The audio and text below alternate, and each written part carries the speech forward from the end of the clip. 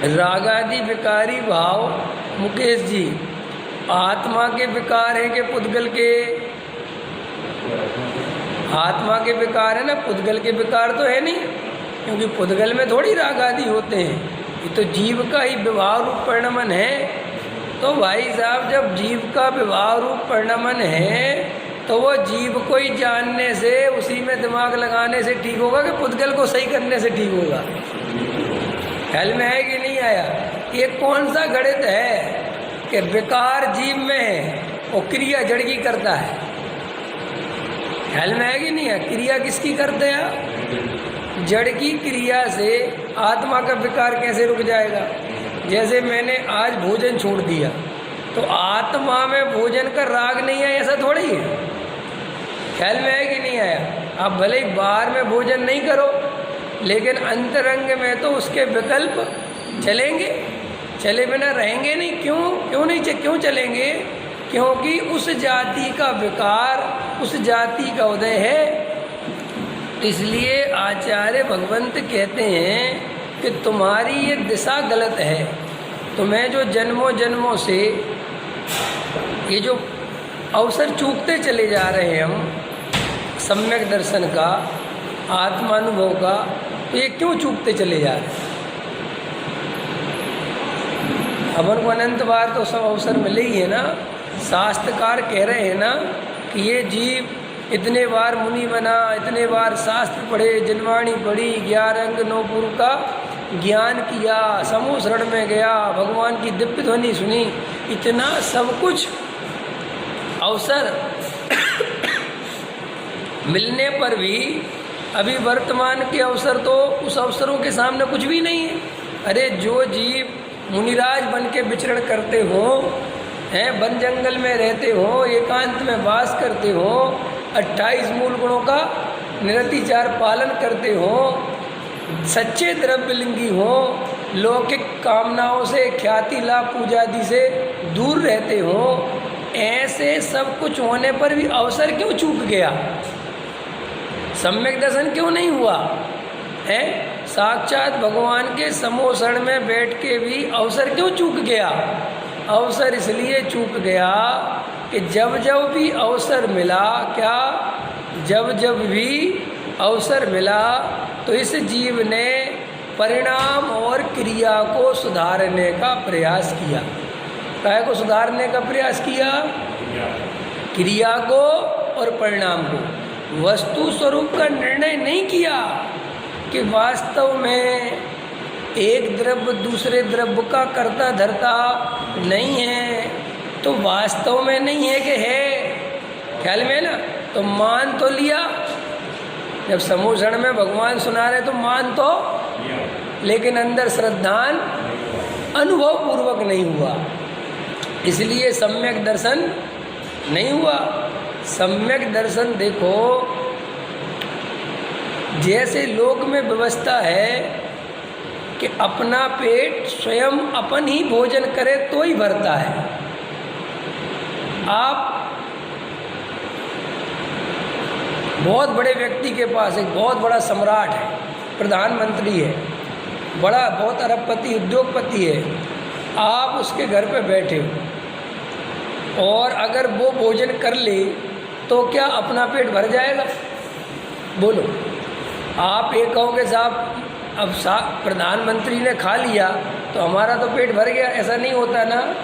जैसे लोक में 2 साल का बच्चा हो, 1 साल का बच्चा हो, अरे 6 महीने का बच्चा हो, उसका पेट भी अलग से भरना पड़ता है। माँ के भोजन करने से उसके पेट नहीं भरेगा, उसको दूध पिलाना पड़ेगा। ऐसे ही आचार्य भगवंत कहते हैं कि तुम्हें तुम्हारा सम्यक दर्शन स्वयं ही लेना पड़ेगा, स्वयं ही अनुभव करना पड़ेगा। तुम 50 सम्यक दृष्टियों के बीच में, 50 तो कम है, करोड़ सम्यक दृष्टियों के बीच में बैठ के आए अपन वज्रसेन जी। कितने? चारों तरफ सम्यक दृष्टि। क्यों? कि समोसरण में इतने भावलिंगी संत, सब लिखी ना संख्या, इतने श्रावक श्राविकाएँ आर्य सब बैठे ना वहाँ, उनके बीच में बैठ के आ गए। और साक्षात जिनेंद्र भगवान वहाँ पे विराजमान, फिर भी मुझे सम्यक दर्शन क्यों नहीं हुआ? क्योंकि मैं उनको देख देख के ही संतुष्ट हो गया, उस पुण्य भाव में ही संतुष्ट हो गया, उस क्रिया में संतुष्ट हो गया।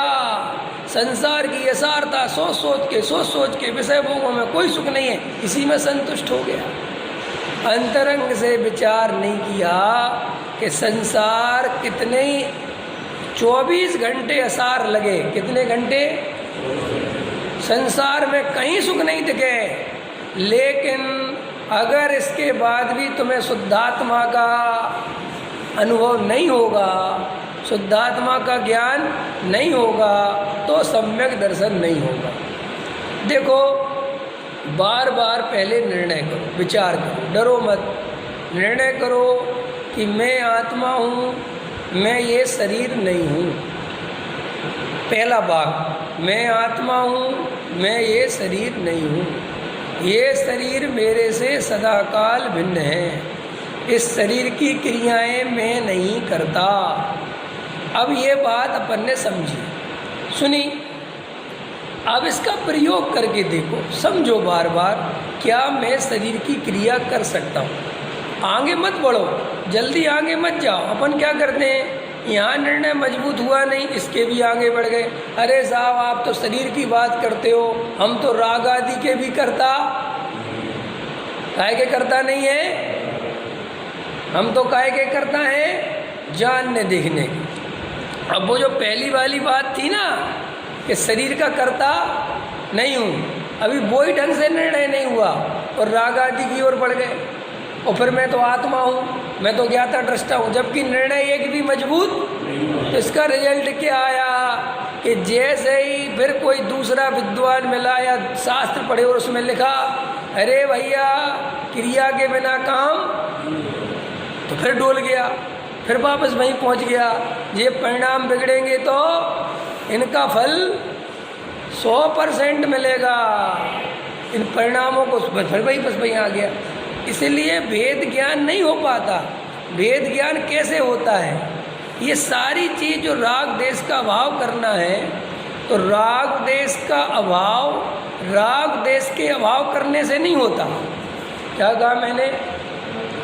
राग देश का अभाव ऐसा स्वरूप है वस्तु का कि जैसे जैसे पेड़ पौधों में अगर उसके तने को, उसके पत्ते को हरा करना है, बढ़िया रखना है, तो क्या करना चाहिए बताओ रमेश जी?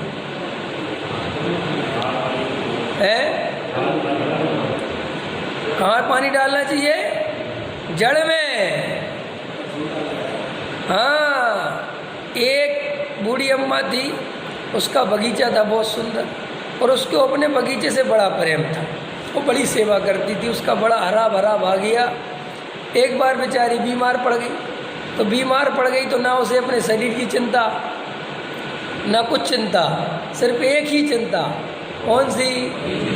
कि मेरी बगिया का ध्यान कौन रखेगा। तो उसका एक पोता था, उसने कहा अम्मा इतना परेशान मत हो, मैं हूँ ना, मैं 10 साल का हो गया हूँ, 12 साल का हो गया हूँ, मैं डाल दूंगा ना पानी, क्यों इतनी परेशान हो, इतनी दुखी क्यों हो? ठीक है बेटा पक्का, क्या डाल दूंगा। अम्मा 15-20 दिन बीमार पड़ी रही। 1 महीने बाद जब अम्मा उठी, ख्याल में है ना, तो बगीचे में जाके देखा तो पूरा बगीचा सूख गया, पूरे फूल मुरझा गए, सब खत्म। तो एकदम घबरा गई, पोते को बुलाया, ये क्या किया तुमने? अम्मा पैरों में गिर गया, मैंने तुमसे भी ज़्यादा सेवा करी, तुम तो कुछ सेवा नहीं करती थी है की बगीचे की, मैंने इससे कई गुना करी। मैंने एक एक पत्ता पोंछा कपड़े से, एक एक पत्ते को पानी दिया, एक एक फूल को पानी दिया, लेकिन पता नहीं है बगीचा क्यों सूख गया। तो माँ ने, उसकी अम्मा ने कहा कि तूने पानी कहाँ दिया? कि इनको तुमने कहा था ना पेड़ पौधे, इनको दे दिया कि नीचे जड़ में, कि वहाँ क्यों देना पानी, वहाँ क्या है? समझ में आ गया? ऐसे ही हमारा जीवन बिल्कुल ऐसे ही चलता है। पेड़ पौधे में जैसे जड़ें नहीं दिखती, क्या कहा मैंने? पेड़ पौधों में जैसे जड़ें नहीं दिखती, सिर्फ तने और पत्ते दिखाई देते हैं, ऐसे ही इस जीव को अपना अभिप्राय दिखाई नहीं देता, केवल परिणाम और जड़ की क्रिया दिखाई देती है। इसीलिए वो परिणाम और क्रिया सुधारने के लिए क्या करता है? परिणाम और क्रिया ही सुधारता है। और स्वरूप कैसा है कि अभिप्राय के सुधरे बिना परिणाम और क्रिया सुधरते नहीं है।